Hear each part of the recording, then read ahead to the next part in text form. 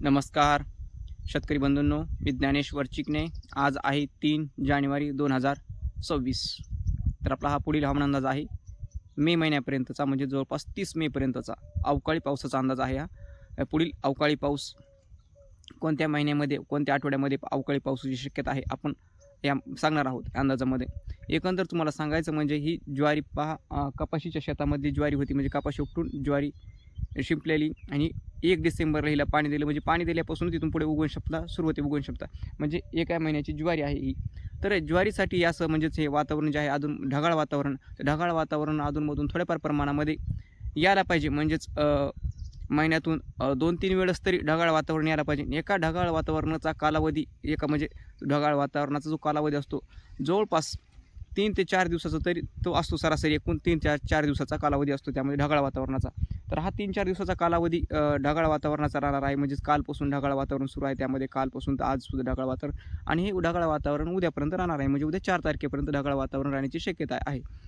तर ह्या जानेवारी महिन्यामध्ये, तर जानेवारी महिन्यामध्ये परत अजून एक 2-3 वेळेस, अजून 2 वेळेस तरी ढगाळ वातावरण येण्याची शक्यता आहे. त्यामध्ये अजून 21-22 जानेवारीच्या आसपास ढगाळ वातावरण येण्याची शक्यता आहे, आणि 26 जानेवारीपासून पुढे सुद्धा ढगाळ वातावरण येण्याची शक्यता आहे. एकंदर पाहिलं तर महिन्यातून 2-3 वेळेस ढगाळ वातावरण, एका ढगाळ वातावरणाचा कालावधी 3 ते 4 दिवसाचा असतो सरासरी एकतर.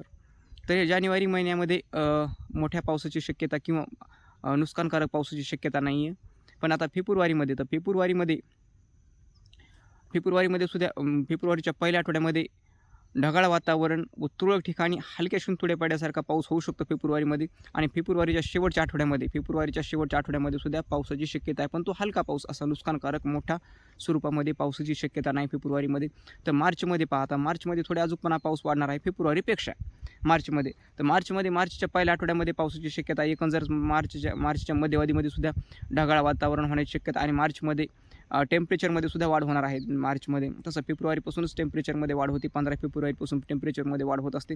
तर त्या तुलनेने मार्चमध्ये सुद्धा टेम्परेचरमध्ये वाढ होणार आहे, आणि टेम्परेचरमध्ये वाढ होत असल्यामुळे काय होणार, ढगाळ वातावरणसुद्धा वाढणार आहे त्यामध्ये. तर ढगाळ वातावरण वाढल्यामुळं काय होतं, काही ठिकाणी पावसाची पण शक्यता आहे त्यामध्ये मार्चमध्ये. पण प्रत्यक्ष कोणत्या भागामध्ये किती प्रमाणामध्ये पाऊस पडणार आहे पण त्याच वेळेस सांगणार आहोत, कारण अंदाज हा दीर्घ अवधीचा अंदाज आहे हा, आणि अगोदर सांगणं ह्या भागामध्ये पाऊस पडेल हे अगोदर सांगणं म्हणजे योग्य नाही.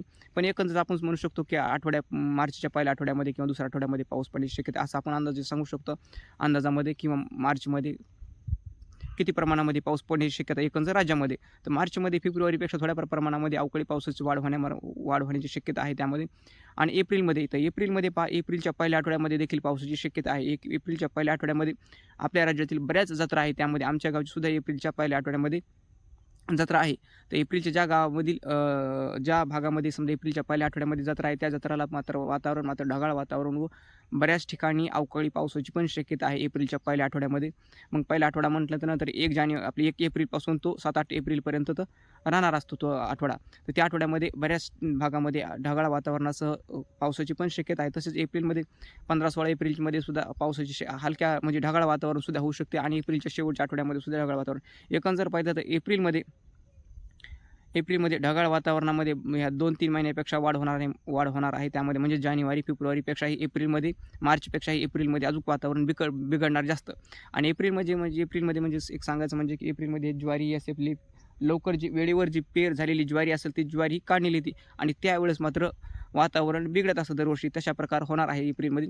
तर मेमध्ये पहा, मेमध्ये सुद्धा ढगाळ वातावरण, मेमध्ये सुद्धा गाडगुड म्हणजे मेघगर्जनेसह मेमध्ये सुद्धा देखील पावसाची शक्यता आहे. मेच्या पहिल्या आठवड्यामध्ये, मेच्या तिसऱ्या आठवड्यामध्ये, आणि मेच्या शेवटच्या आठवड्यामध्ये.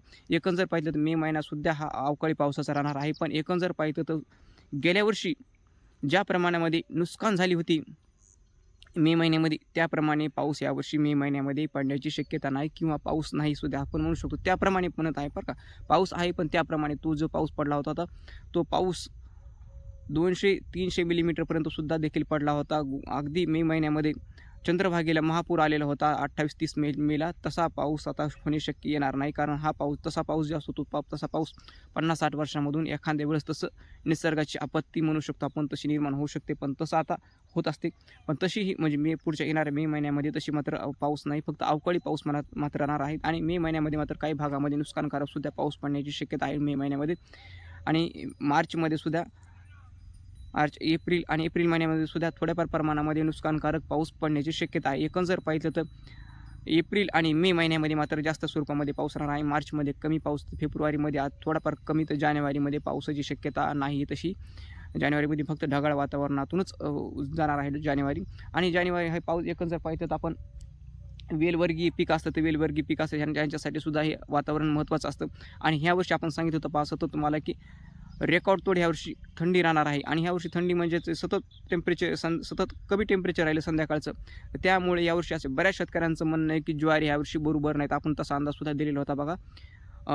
पावसाळा संपला कीच त्यामध्येच आपण सांगितलं होतं की ह्यावर्षी खूप मोठी थंडी येणार आहे. आणि जे वातावरण जे पोषक आहे त्यामध्ये गव्हासाठी पोषक वातावरण आहे ह्यावर्षी, आणि ज्वारीसाठी पोषक वातावरण नाही. आपण तसा सुद्धा अंदाज दिला होता. आणि आपले बरेच शेतकरी सुद्धा तसं सांगत आहेत की ज्वारी यावर्षी वाढ होईना ज्वारीची. आणि ज्वारीवर मवा चिकटा पडलेला, आणि कापाशीवर सुद्धा तसंच प्रकारे निर्माण झालेले आहे. मवा चिकटा कापाशीवर सुद्धा यावर्षी सुद्धा कपाशीसाठी जे फरतड कपाशी आपल्या शेतकऱ्यांनी जे राखलेले आहे त्या कपाशीला सुद्धा मवा चिकट्याने सुद्धा खूप मोठ्या प्रमाणामध्ये रोगराई आलेली आहे की थंडीमुळे. तर येणाऱ्या काळामध्ये म्हणजेच हे पुढचा आता अंदाज झालेला आहे तो येणाऱ्या काळामध्ये म्हणजेच फेब्रुवारी, मार्च, एप्रिलमध्ये सुद्धा अवकाळी पावसाची शक्यता आहे, पण मोठ्या प्रमाणामध्ये नाही. तर हा झाला आपला अंदाज. तर आपल्या चॅनलला सबस्क्राईब करायला विसरू नका, फॉलो करायला सुद्धा विसरू नका. धन्यवाद.